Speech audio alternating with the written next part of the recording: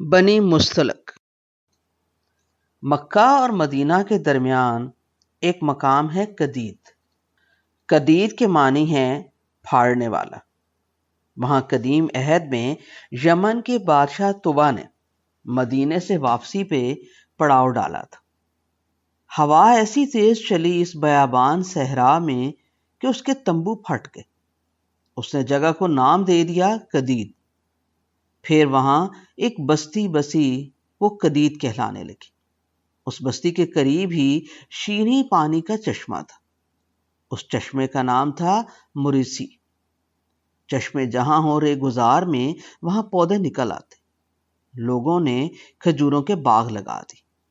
خود رو گھاس سے ہریالی ہو گئی۔ ادھر ایک قبیلہ آباد ہو گیا۔ قبیلہ تھا بنی مستلق۔ یہ بنو خزاعہ کی شاخ تھی۔ جزیمہ بن سعد بن عمر بن ربی بن حارثہ کا لقب بھی یہی تھا، مستلق۔ اولاد بھی یہی کہلاتی تھی قبیلے کی۔ اس قبیلے کے سردار حارث بن ابی زرار نے اپنے لوگوں کو مسلح کرنا شروع کر دیا۔ مسلمانوں کے خلاف دل میں عناد پال لیا۔ ایک تو وہ تجارتی راہ میں رکاوٹ تھا، دوسرا مدینے پہ حملے کا ارادہ پال بیٹھا۔ آقا صلی اللہ علیہ وآلہ وسلم کو خبر ہو گئی، پھر بھی تحقیق لازم تھی۔ آقا صلی اللہ علیہ وآلہ وسلم نے سیدنا بریدہ بن برید بن حسیب اسلمی رضی اللہ تعالیٰ عنہ کو صورتحال کا مکمل جائزہ لینے بھیجا۔ انہوں نے حالات دیکھے، آ کے خبر کی تصدیق کر دی کہ وہ حملے کی تیاریاں کر رہے ہیں۔ آقا صلی اللہ علیہ وآلہ وسلم کا اصول تھا سرپرائز، دشمن کو اس کے طے شدہ وقت سے پہلے اپنی پسند کے وقت اپنی چنی ہوئی جگہ پہ جا پکڑنا۔ سیدنا زید بن حارث رضی اللہ تعالیٰ عنہ کو مدینے میں اپنا نائب مقرر کیا۔ سیدنا ابو ذر غفاری رضی اللہ تعالیٰ عنہ کا نام بھی ایک روایت میں ہے کہ وہ نائب بنائے گئے۔ 30 گھوڑے اور 700 ساتھی ہمراہ لیے۔ 2 شعبان 5 ہجری بروز پیر روانہ ہو گئے۔ زرقانی مہاجرین کا پرچم سیدنا ابو بکر رضی اللہ تعالیٰ عنہ کے ہاتھ میں تھا، اور انصار کا جھنڈا سیدنا سعد بن عبادہ رضی اللہ تعالیٰ عنہ کے پاس۔ حارث بن ابی زرار سردار مستلق بھی چکنا تھا۔ ایک جاسوس اس نے بھیجا، وہ مسلمانوں نے پکڑ کے مار دیا۔ خبر بنی مستلق تک نہ جانے دی، خود اچانک پہنچ گئے۔ وہ ابھی اپنے اونٹوں کو پانی پلا کے تیار کر رہا تھا کہ گھیرا ڈال دیا گیا۔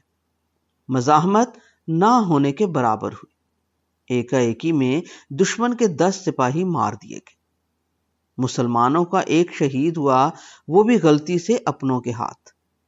لڑائی شروع کرنے سے پہلے آقا صلی اللہ علیہ وآلہ وسلم نے سیدنا عمر بن خطاب رضی اللہ تعالیٰ عنہ کے ذریعے بآواز بلند اعلان کروایا تھا کہ اگر غیر مشروط ہتھیار پھینک کے امان اور سلامتی کی راہ پہ آئے تو سب کو معافی۔ وہ نہ مانے، لڑنے پہ تیار ہو گئے۔ لڑائی شروع ہوئی تو منٹوں میں ڈھیر ہو گئے۔ 700 مسلمان سپاہیوں نے 660 قیدی باندھ لیے، 100 عورتیں بھی ان کے ہمراہ۔ 2000 اونٹ اور 5000 بکریاں بھی مسلمانوں کے قبضے میں آ گئی۔ انہی عورتوں میں سردار مستلق حارث بن ابی زرار کی بیٹی جویریہ بھی تھی۔ حصے بٹے تو وہ سیدنا ثابت بن قیس کو ملی۔ سیدنا قیس نے انہیں کہا کہ مجھے فدیہ دو اور آزاد ہو جاؤ۔ وہ بھاگی آقا صلی اللہ علیہ وآلہ وسلم کے خیمے میں گئی۔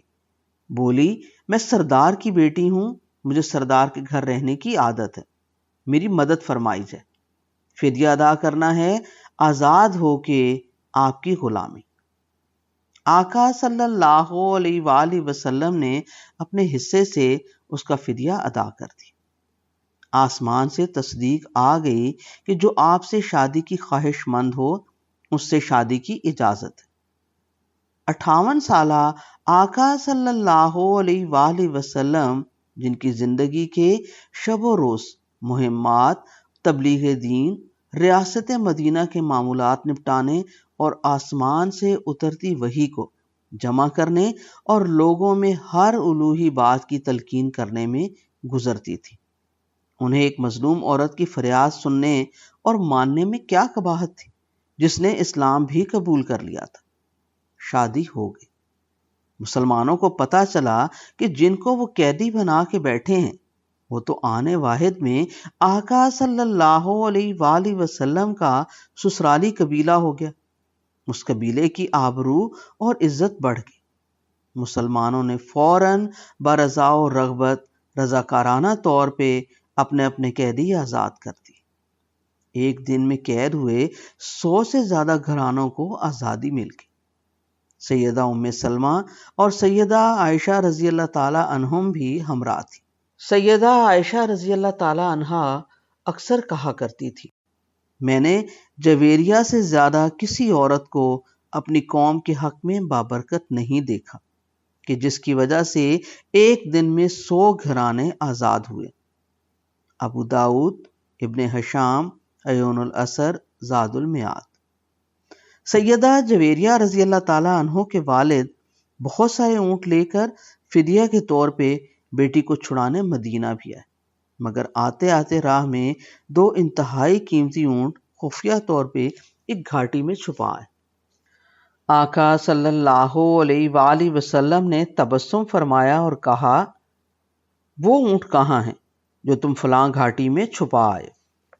حارث بن ابی زرار آیا تو تھا بیٹی کو چھڑانے۔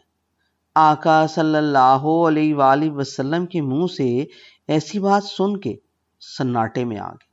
سمجھ گیا ان کے روبرو جو ہستی ہے انہیں بتانے والا کوئی اور نہیں، آسمان اور زمینوں کا واحد مالک خدا ہے۔ بیٹی کو غلامی سے بچا کے لے جانے والا آقا صلی اللہ علیہ وآلہ وسلم کے سامنے 2 زانو ہو کے گردن جھکا کے بیٹھ گیا، غلام بن گیا، کلمہ شہادت پڑھا اور مسلمان ہو گیا۔ پھر اپنی خوش نصیبی پہ اسے رونا آ گیا کہ اتنی بڑی ہستی کا وہ بیٹھے بٹھائے سسر ہو گیا۔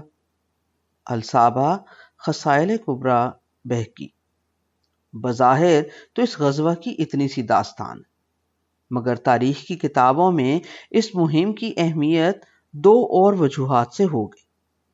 پہلی وجہ تو یہ بنی کہ یہ پہلی مسلمانوں کی فوجی کارروائی تھی جس میں منافقین مدینہ کی ایک اچھی خاصی نفری شامل تھی۔ ان میں رئیس المنافقین عبداللہ بن ابی خود بھی موجود تھا۔ بظاہر وہ سب مال غنیمت کے لالچ میں ساتھ آئے لگتے تھے، مگر ان کے ارادے بہت خطرناک تھے۔ وہ مسلمانوں کو آپس میں لڑانے اور آقا صلی اللہ علیہ وآلہ وسلم کی بے توقیری کر کے انہیں بدنام کرنے کا عزم لے کر آئے تھے۔ ان منافقین کا خیبر کے یہودیوں اور مکہ کے قریشیوں سے گہرا گٹھ جوڑ تھا۔ اس بار یہ اندر سے وار کرنے آئے تھے۔ وار انہوں نے 2 بار کی۔ پہلا وار یوں کیا کہ مہاجرین اور انصار میں جھگڑا کرا دی، رائی کا پہاڑ بنا دی۔ معمولی سی بات تھی، مرسی میں ہی قیام کے دوران جانوروں کو پانی پلانے کے دوران مسلمانوں کے 2 غلاموں میں تکرار ہوگی۔ ایک مہاجر غلام جہجہ بن سعید غفاری تھا جو سیدنا عمر بن خطاب رضی اللہ تعالیٰ عنہ کا اجیر تھا، اپنے گھوڑے کو پانی پلانا چاہتا تھا۔ دوسرا سنان بن دبر جوہنی تھا جو مدینے کے بنی عوف قبیلے خزرج کا حلیف تھا۔ دونوں تو میں کرنے لگے۔ ججہ نے سنان کو ٹانگ مار دی۔ ساتھ کھڑے منافق نے سنان انصاری کو بھڑکا دیا، اپنے ساتھیوں کو بلاؤ، اسے سیدھا کرو۔ خود بھی واویلا مچا دیا، شور مچا دیا، اے انصار والو مدد کو آؤ۔ وہ اکٹھے ہو کے مہاجر غلام پہ پل پڑے، اسے بھی بہکایا، مار کھاؤ گے اب کیا، اپنے لوگوں کو بلاؤ۔ اس نے بھی نعرہ لگا دیا، اے مہاجرو آؤ بچاؤ۔ 1 منٹ میں ہنگامہ کھڑا ہو گیا۔ رئیس المنافقین عبداللہ بن ابی کی سانپ آنکھیں کسی دبی خوشی سے چمکنے لگی۔ آقا صلی اللہ علیہ وآلہ وسلم کو خبر پہنچی۔ آقا صلی اللہ علیہ وآلہ وسلم لپک کے آئے، فرمایا یہ جاہلیت کی آوازیں کیا ہیں؟ لوگوں نے عرض کی یا رسول اللہ، ایک مہاجر نے ایک انصاری کو ٹانگ ماری ہے۔ آقا صلی اللہ علیہ وآلہ وسلم کا چہرہ مبارک لال ہو گیا، فرمایا ان کو چھوڑو، یہ گندی اور بدبودار باتیں۔ کوئی ظالم ہو یا مظلوم تمہارا دینی بھائی، ظالم ہے تو اسے روکو، مظلوم ہے تو اس کی حمایت کرو۔ مہاجرین نے سعد بن عبادہ سے بات کر کے معاملہ رفع دفع کرا دیا۔ عبداللہ بن ابی کے من اندر جو زہر برا سانپ کنڈلی ڈالے بیٹھا تھا، اس کا وار خالی گیا۔ وہ اپنی منڈلی لگا کے بیٹھ گیا۔ اس کے سرکردہ لوگ وہیں اس کے پاس موجود تھے۔ وہ تھے مالک، سوید، قیس، عبید اللہ، بنتل، مغیث بن کشر، زید بن اسید وغیرہ۔ اتفاق سے زید بن الارقم رضی اللہ تعالی عنہ بھی قریب ہی تھے، اس لیے عبداللہ بن ابی کی کہی ساری باتیں سن لی۔ عبداللہ بن ابی بھڑکا بیٹھا تھا، بار بار اپنی جگہ سے اچھلتا۔ موٹا لمبا تندیل آدمی تھا، چہرے پہ خشونت اور نخوت بھر کے تحقیر سے تیز تیز بولنے لگا۔ میں نے آج سے زیادہ ذلیل دن اپنی زندگی میں کبھی نہیں دیکھا۔ پہلے ہی ذلت محسوس کر رہا تھا، آج تو انتہا ہو گئی۔ یہ سب کچھ میری قوم کی وجہ سے ہوا ہے۔ وہ اپنے لوگوں کی طرف ہاتھ لہرا لہرا کے کہنے لگا، ہماری اور ان کنگلے مہاجروں کی وہ مثال ہے، سمن کلبک یا کلک، اپنے کتے کو موٹا کر تاکہ وہ تجھے کھا جائے۔ تم لوگوں نے ان مہاجروں کو ٹھکانہ دیا، اپنا مال ان پہ نچھاور کیا، انہیں پالا، اب یہ تمہیں لات مارتے ہیں، وہ بھی ان کے غلام۔ کاش آج کا دن دیکھنے سے پہلے میں مر جاتا۔ اب بھی ہوش کے ناخن لو، اپنا مال بچاؤ، ان پہ خرچ نہ کرو، خود ہی بکھر جائیں گے۔ تم لوگوں نے انہیں بچاتے بچاتے اپنے بچے یتیم کروا لیے، اپنی عورتیں بیوہ بنا دی۔ تم روز بروز کمزور ہو رہے ہو، وہ طاقتور۔ انہیں مار مار کے سیدھا کرو تاکہ انہیں عقل آ جائے۔ اب انہیں واپس جا کے معلوم ہو جائے گا کہ ہم عزت والے ان ذلیل لوگوں کو مدینہ سے نکال باہر کریں گے۔ وہ زہر بھری پٹاری تھا، اس روز اس نے خود ہی اپنا سارا زہر اگل دیا۔ سیدنا زید بن ارقم رضی اللہ تعالی عنہ عمر میں چھوٹے تھے، مگر ایمان کی سطح پہ بہت بڑے۔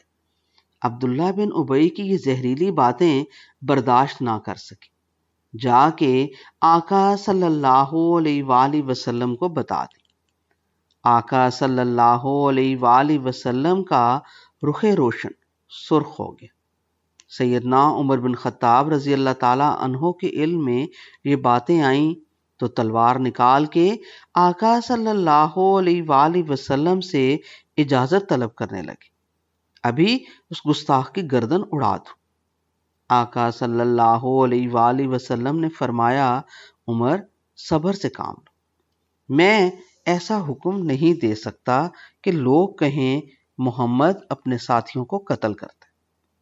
عبداللہ بن ابی کو بھی خبر پہنچ گئی کہ بات کہاں تک نکل گئی ہے۔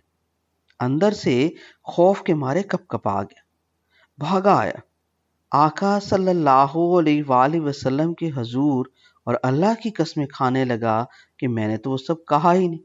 عبداللہ بن ارقم تو بچہ ہے، اسے غلط فہمی ہو گئی ہوگی، پتہ نہیں کون سی بات وہ کیا سمجھا، وہ قسمیں کھائے جائے اور جھوٹ پہ جھوٹ بولے جائے۔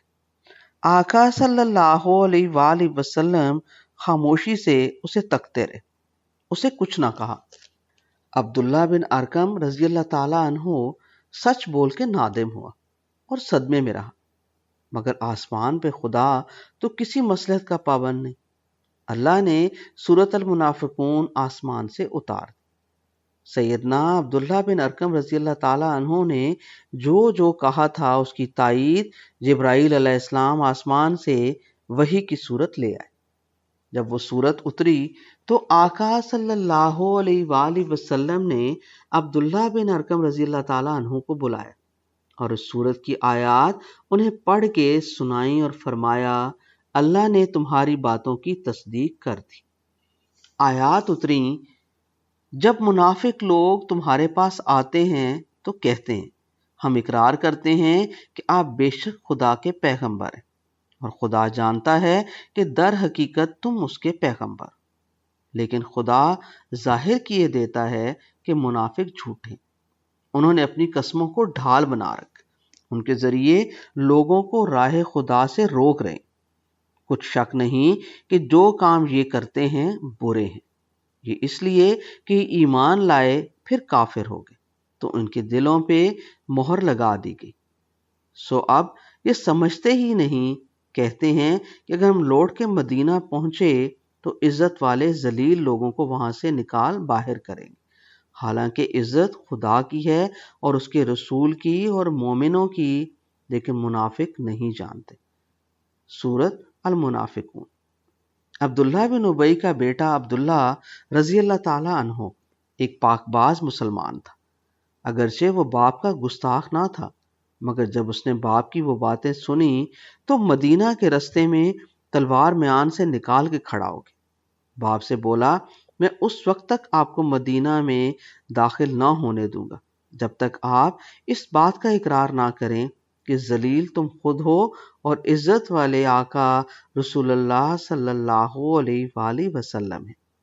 ننگی تلوار اپنی گردن سے چند انچ دور دیکھ کے عبداللہ بن ابی کی سٹی گم ہو گئی، بہانہ کوئی نہ بچا، آسمان سے تصدیق آ چکی تھی، اقرار کر لیا اس نے ہاں میں ذلیل ہوں اور آقا صلی اللہ علیہ وآلہ وسلم عزت والے۔ ترمذی فتح الباری۔ بیٹے نے یہ بھی کہا تھا کہ جب تک آقا صلی اللہ علیہ وآلہ وسلم اجازت نہیں دیتے تم مدینے میں داخل نہیں ہو سکتے۔ آقا صلی اللہ علیہ وآلہ وسلم نے اس کا اقرار سنا اور اجازت دے دی، تب اس کے بیٹے نے اس کا رستہ چھوڑا۔ منافقین کو اس مہم میں ایک اور شوشہ مل گیا، یہ بہتان تراشی کی حد تھی، اور پھر جس صورت اور بدنیتی سے ان منافقین نے اس کی تشہیر کی، اس سے ان کے اندر کی غلاظت ان کے منہ پہ آ گئی۔ یہاں انہوں نے رائی کا پہاڑ ہی نہیں، پہاڑ کو رائی بنا کے اڑانے کی کوشش کی۔ بہتان تراشا بھی تو کس پہ؟ ام المومنین سیدہ عائشہ رضی اللہ تعالی عنہا پہ۔ بات اتنی سی تھی کہ اس مہم پہ جاتے ہوئے سیدہ عائشہ رضی اللہ تعالی عنہا اپنی بہن سے ایک قیمتی ہار مانگ کے گلے میں ڈال کے چلی گئی۔ ایک جگہ پڑاؤ تھا رات کو، سیدہ جنگل حاجت سے گئیں تو وہ ہار کہیں گر گیا، واپس پڑاؤ میں آئیں تو ہار گلے میں نہ تھا، الٹے قدم واپس ہوئیں، رات تھی اندھیرا تھا، ہار ڈھونڈتی رہیں، ہار تو مل گیا، واپس پڑاؤ میں پہنچیں تو قافلہ نکل گیا تھا۔ سیدہ رضی اللہ تعالی عنہا کا ہودج کون کھول کے دیکھتا؟ اٹھانے والوں نے احترام سے اٹھایا، اونٹ پہ رکھا اور چلے گئے۔ وہ سمجھے سیدہ رضی اللہ تعالی عنہا اپنے ہودج میں ہی ہوں گی۔ قافلہ چلا گیا، میدان خالی تھا۔ سیدہ رضی اللہ تعالی عنہا پریشان ہو کے اس میدان میں سردی میں اپنی اوڑھنی اوڑھ کے لیٹ گئی کہ قافلے سے کوئی نہ کوئی واپس ہوگا، جب بھی انہیں علم ہوا۔ لیٹتے ہی سیدہ رضی اللہ تعالی عنہا کی آنکھ لگ گئی۔ آقا صلی اللہ علیہ وآلہ وسلم کا ہر پڑاؤ پہ ایک انتظام ہوتا تھا، کوئی نہ کوئی پڑاؤ جانے کے بعد پڑاؤ سے ہو کے آتا، وہ اس کی ذمہ داری تھی۔ کسی کی کوئی چیز گری ملتی تو وہ اٹھا لیتا۔ وہ ڈیوٹی اس رات سیدنا صفوان بن معطل رضی اللہ تعالی عنہ کی تھی۔ سرد رات تاروں کی روشنی میں روشن تھی، صحرا میدان میں تارے زمینوں و آسمان کے راستے بتاتے۔ وہ آگے پردے کا حکم ابھی آقا صلی اللہ علیہ وآلہ وسلم کی بیویوں کے لیے آسمان سے نہیں اترا تھا۔ انہوں نے سیدہ کو پہچان لیا، دیکھتے ہی صرف ایک جملہ کہا، انا للہ و انا الیہ راجعون۔ رسول اللہ صلی اللہ علیہ وآلہ وسلم کی زوجہ سیدہ رضی اللہ تعالی عنہا کی آنکھ کھل گئی۔ سیدنا صفوان رضی اللہ تعالی عنہ بن معطل نے اپنا اونٹ بٹھایا، سیدہ رضی اللہ تعالی عنہا اونٹ پہ چڑھ گئی۔ صفوان رضی اللہ تعالی عنہ نے نکیل پکڑی اور ادب سے قدم قدم چلتا ہوا اگلے پڑاؤ کی طرف نکل گیا۔ ساری رات وہ کہیں نہیں رکا، دن کو دوپہر وقت اگلے پڑاؤ میں لشکر میں جا ملا۔ عبداللہ بن ابی اور اس کے ساتھیوں نے پہلے تو مہاجروں اور انصاریوں میں فساد کرانے کی کوشش کی، اب ان کے ہاتھ میں تہمت تراشی کا موقع آ گیا۔ اللہ بھی اپنے بندوں کو کچھ سکھانا چاہتا تھا۔ تہمت تراشی سے کتنا درد ہونا ہے یہ بتانا چاہتا تھا شاید۔ تہمت لگانے والوں کو کتنی سزا ملے گی یہ طے کرنا چاہتا تھا خدا شاید۔ بہرحال منافق لوگوں کے جتنے منہ اتنی بات۔ آقا صلی اللہ علیہ وآلہ وسلم تک بات پہنچی۔ آقا صلی اللہ علیہ وآلہ وسلم خاموش۔ آقا صلی اللہ علیہ وآلہ وسلم کو آسمان سے خبر کا انتظار۔ سیدہ رضی اللہ تعالی عنہا بے خبر، نہ آقا صلی اللہ علیہ وآلہ وسلم نے پوچھا کچھ، نہ کسی اور کی ہمت ہوئی کہ سیدہ رضی اللہ تعالی عنہا سے کچھ کہیں۔ واپس مدینہ آ کر سفر کی تھکان اور سرد موسم کی وجہ سے سیدہ رضی اللہ تعالی عنہا بیمار ہو گئی۔ انہیں کچھ کھٹکا سا دل میں ہوا کہ آقا صلی اللہ علیہ وآلہ وسلم نے خیریت تک نہیں آ کر پوچھی، کوئی بھی بات نہیں کی۔ ابھی تک سیدہ رضی اللہ تعالی عنہا کو علم ہی نہیں کہ لوگ کیا کیا باتیں بنا گئے۔ اپنی پھوپھی ام مستہ کے ساتھ ایک رات قضائے حاجت کے لیے نکلی۔ ام مستہ کا پاؤں اپنی چادر میں پھنسا اور وہ گرتے گرتے بچی، اور بے خیالی میں انہوں نے اپنے ہی بیٹے کو بد دعا دی تھی۔ سیدہ رضی اللہ تعالی عنہا حیران ہوئی، پوچھا اپنے بیٹے کو کیوں برا کہا؟ ام مستہ نے حیرانی سے سیدہ رضی اللہ تعالی عنہا کو دیکھا، پوچھا تمہیں معلوم نہیں کچھ؟ سیدہ رضی اللہ تعالی عنہا بے خبر، انہیں کیا پتا تھا؟ پھر ام مستہ نے ساری بات بتائی اور کہا کہ میرا بیٹا بھی ان شر پسندوں میں جن نے اس بات کا چرچا کیا۔ سیدہ رضی اللہ تعالی عنہا کا دل کس قدر دکھی ہوا ہوگا، سوچنے کی بات۔ گھر آ کے سیدہ رضی اللہ تعالی عنہا نے آقا صلی اللہ علیہ وآلہ وسلم سے اپنے میکے جانے کی اجازت طلب کی۔ اجازت مل گئی۔ 2 راتیں اور 1 دن سیدہ رضی اللہ تعالی عنہا کا روتے روتے گزرا۔ آنکھیں رو رو کے سوج گئی، گلا روند گیا، دل اندر سے پھٹ گیا، کلیجہ شک ہو گیا۔ دن گزرتے گئے۔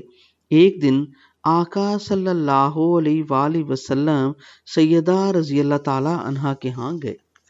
گھر میں سناٹا چھا گیا، سب لوگ خاموش۔ احترام رسول اللہ صلی اللہ علیہ وآلہ وسلم میں سب کی گردنیں نیچے ہو گئی۔ آقا صلی اللہ علیہ وآلہ وسلم نے سیدہ عائشہ رضی اللہ تعالی عنہا سے فرمایا، تمہارے متعلق ایک بات کا پتہ چلا، اگر تم بے قصور ہو تو ان قریب اللہ تمہاری بریت کر دے گا۔ اگر خدا نخواستہ تم سے کوئی غلطی سرزد ہوئی ہے تو تم اللہ سے توبہ کرو، کیونکہ اللہ توبہ قبول کرتا ہے۔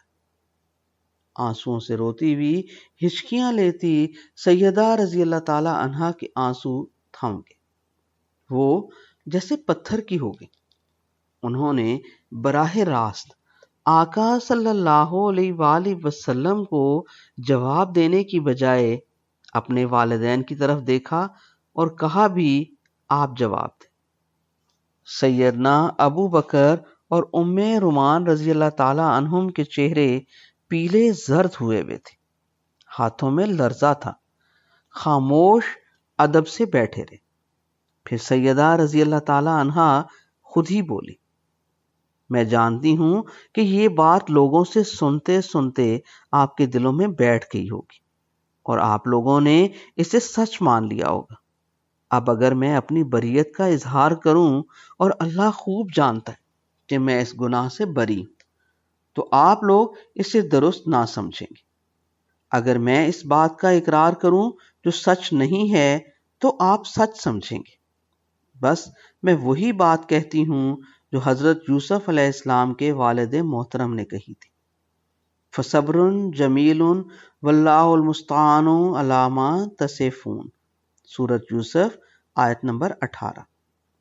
صبر ہی بہتر ہے، اور تم لوگ جو کچھ کہتے ہو اس پہ اللہ کی مدد مطلوب ہے۔ یہ بات کہہ کے سیدہ رضی اللہ تعالی عنہا بستر سے جا لگی۔ چند لمحوں میں آسمان سے جبرائیل علیہ السلام اتر آئے، وحی نازل ہو گئی۔ آقا صلی اللہ علیہ وآلہ وسلم کے سر کے نیچے چمڑے کا تکیہ رکھ دیا گیا، چادر اوڑھا دی گئی۔ سیدہ رضی اللہ تعالی عنہا نے بھی آقا صلی اللہ علیہ وآلہ وسلم کو نزول وحی کے وقت دیکھا۔ وہ نہ ڈری، وہ جانتی تھیں وہ بے گناہ ہیں، اور انہیں علم تھا کہ اللہ کے علم میں بھی یہی ہے۔ سیدہ رضی اللہ تعالی عنہا کے والدین آقا صلی اللہ علیہ وآلہ وسلم پہ اترتی وحی کو دیکھ کے خوف سے کپ کپانے لگے، ان کے چہرے زرد ہو گئے۔ وحی آ کے گزر گئی۔ آقا صلی اللہ علیہ وآلہ وسلم نے اٹھ کے پیشانی سے پسینہ صاف کیا، ان کے رخ روشن پہ مسکراہٹ تھی۔ ماہ کامل کی پوری چاندنی ان کی آنکھوں سے ہویدہ تھی۔ فرمایا، عائشہ خوش ہو جاؤ، اللہ نے تمہاری بریت نازل فرما دی۔ سیدہ رضی اللہ تعالی عنہا نے کہا، الحمدللہ۔ سیدہ رضی اللہ تعالی عنہا کی والدہ ام رومان رضی اللہ تعالی عنہا نے سیدہ سے کہا، جا کے رسول اللہ صلی اللہ علیہ وآلہ وسلم کا شکریہ ادا کرو۔ سیدہ بولیں، خدا کی قسم، میں سوائے اللہ کے جس نے میری بریت نازل فرمائی کسی کا شکریہ ادا نہ کروں گی۔ اس موقع پہ سورۃ نور کی 10 آیات اتری، آیت نمبر 11 تا آیت نمبر 20 تک۔ سورۃ نور قرآن میں آیا، جو لوگ یہ بہت بڑا طوفان باندھ لائے ہیں، یہ بھی تم ہی میں سے ایک گروہ ہے۔ تم اسے اپنے لیے برا نہ سمجھو، بلکہ یہ تو تمہارے حق میں بہتر ہے۔ ہاں، ان میں سے ہر ایک شخص پہ اتنا گناہ ہے جتنا اس نے کمایا، اور ان میں سے جس نے اس کے بہت بڑے حصے کو سر انجام دیا، اس کے لیے عذاب بھی بہت بڑا ہے۔ مسلمانوں، جب تم نے ایسی بات سنی تو مومن مردوں اور عورتوں نے اپنے مومن بھائی بہنوں کے حق میں نیک گمان کیوں نہ کیا؟ تم نے ایسی بات کو سنتے ہی کیوں نہ کہہ دیا کہ ہمیں ایسی بات منہ سے نکالنی بھی لائق نہیں؟ یا اللہ، تو پاک ہے، یہ تو بہت بڑا بہتان ہے اور تہمت ہے۔ جبکہ تم اس بات کی اپنی زبانوں سے نقل در نقل کرنے لگے، اور اپنے منہ سے ایسی بات کہتے تھے جس کا تم کو علم نہ تھا، اور تم نے اس کو ایسی ہلکی بات سمجھا، حالانکہ اللہ کے نزدیک یہ بات بہت بڑی۔ جو لوگ مسلمانوں میں برائی پھیلانے کے آرزو مند رہتے ہیں، ان کے لیے دنیا اور آخرت میں دردناک عذاب ہے۔ سورۃ النور۔ جن دنوں مستح بن اساسہ نے حسان بن ثابت اور حمنہ بنت حجش ہمشیرہ ام المومنین زینب رضی اللہ تعالی عنہ بنت حجش نے یہ افواہ اڑائی، تو سیدنا ابو بکر رضی اللہ تعالی عنہ نے اپنے مسکین رشتہ دار پھپھی کے بیٹے مستح کی، جو مالی مدد کرتے تھے، غصے میں آ کر وہ بند کر دی تھی۔ سورۃ نور کی اگلی 2 آیات سیدنا ابو بکر رضی اللہ تعالی عنہ پہچان گئے کہ ان کے لیے تنبیہ ہے۔ قرآن کی وحی آئی، تم میں سے فضل و کشائش والوں کو قرابت داروں اور مسکینوں اور راہ خدا میں ہجرت کرنے والوں کے ساتھ بہتر سلوک نہ کرنے پر قسم نہ کھانی چاہیے، بلکہ ان کو معاف اور درگزر کرنا چاہیے۔ اے مسلمانوں، کیا تم یہ بات نہیں چاہتے ہو کہ خدا تمہاری بخشش فرمائے، اور خدا بخشنے والا مہربان ہے۔ سورۃ النور، قرآن۔ سیدنا ابو بکر رضی اللہ تعالی عنہ نے یہ آیت سنتے ہی کانوں کو ہاتھ لگایا اور روتے ہوئے کہا، بے شک میں چاہتا ہوں اللہ میری بخشش فرمائے، اور میں ہرگز مصطفیٰ کو جو کچھ دیتا تھا دیتا رہوں گا، اسے منقطع نہ کروں گا۔ ابن ہشام۔ ان آیات کی روشنی میں بہتان تراشیوں کا جرم واضح ہو گیا۔ مصطفیٰ بن اساسہ، حسان بن ثابت اور حمنہ بنت حجش ہمشیرہ ام المومنین زینب رضی اللہ تعالی عنہا بن حجش پہ قذف کی حد جاری کی گئی اور 80 درے مارے گئے۔ صفوان بن معطل رضی اللہ تعالی عنہ پاک اور پارسا تھے، بعد میں کسی جنگ میں شہید ہوئے۔ انہیں جب یہ تہمت کی خبر ملی تو تلوار سونت کے شاعر حسان بن ثابت پہ حملہ آور، جنہوں نے اسی تہمت کی آڑ میں شاعری کی تھی۔ حسان بن ثابت کو تلوار کی زوردار ضرب لگائی۔ عبداللہ بن رواحہ رضی اللہ تعالی عنہ منتظم مدینہ تھے۔ پوچھا، رسول اللہ صلی اللہ علیہ وآلہ وسلم کو خبر ہے اس تلوار کے وار کی؟ صفوان رضی اللہ تعالیٰ عنہ نے کہا، میرے علم کے مطابق تو نہیں۔ عبداللہ بن رواحہ رضی اللہ تعالیٰ عنہ نے صفوان کو رہا کر دی، خود جا کے رسول اللہ صلی اللہ علیہ وآلہ وسلم کے علم میں ساری بات لے آئے۔ آقا صلی اللہ علیہ وآلہ وسلم نے صفوان اور حسان دونوں کو طلب کیا۔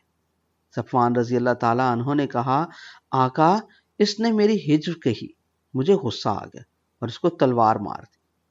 اس کے پاس زبان تھی، میرے پاس تلوار، دونوں نے چلائی۔ زبان کا گھاؤ گہرا ہوتا ہے، وہ شاید یہ کہنا چاہتا تھا۔ آقا صلی اللہ علیہ وآلہ وسلم نے حسان کو فرمایا، اے حسان تم کو ایسی باتیں نہ کہنی چاہیے۔ پھر حسان کو کہا، آقا صلی اللہ علیہ وآلہ وسلم نے تم کو زخم لگا، معاف کر دو۔ حسان گڑ گڑایا، آقا آپ کو اختیار ہے۔ آقا صلی اللہ علیہ وآلہ وسلم کو اختیار دے دیا تو آقا صلی اللہ علیہ وآلہ وسلم کو جیت لیا۔ زخم تو حسان نے اپنی زبان سے آقا صلی اللہ علیہ وآلہ وسلم پہ بھی لگایا تھا، مگر آقا صلی اللہ علیہ وآلہ وسلم نے تلوار بھی نہ ماری۔ جس نے تلوار ماری اس کی طرف سے حسان کو مدینے میں بیرہ نامی ایک محل بخش دیا، جو ابھی طلحہ بن سہل نے آپ کی نظر کیا تھا۔ خود اپنی اسی کچی کھجور ٹہنیوں پہ پوچا کیے دیواروں والی کوٹھڑی میں ہی ساری عمر رہے۔ قدیر یعنی پھاڑنے والی جگہ کے قریب مرسی چشمے کے پاس گئی مہم میں منافقین نے مسلمانوں کو آپس میں پھاڑنے اور آقا صلی اللہ علیہ وآلہ وسلم کے گھرانے پہ بھی بے رحم جھوٹی تہمت لگا کے اس متبرک ترین گھرانے کو پھاڑنے کی جو مذموم کوششیں کیں، وہ خدا نے سب الٹ دی۔ سورۃ المنافقین اتار کے ان کے سیاہ دل اور منافق چہرے آشکار کر دی، اور مسلمانوں کو ہمیشہ کے لیے ایسے معاملات میں احتیاط برتنے اور زبان کا ذمہ دارانہ استعمال سکھایا، اور بتایا کہ تہمت کتنی ہولناک بات ہے اور اس کی سزا کیسی بھیانک اور دوزخ کا عذاب ہے۔ وہ سازش جو سازشیوں نے پھاڑنے کے لیے شروع کی تھی، مسلمانوں کو اور زیادہ جوڑ گئی۔ بنی مستلق۔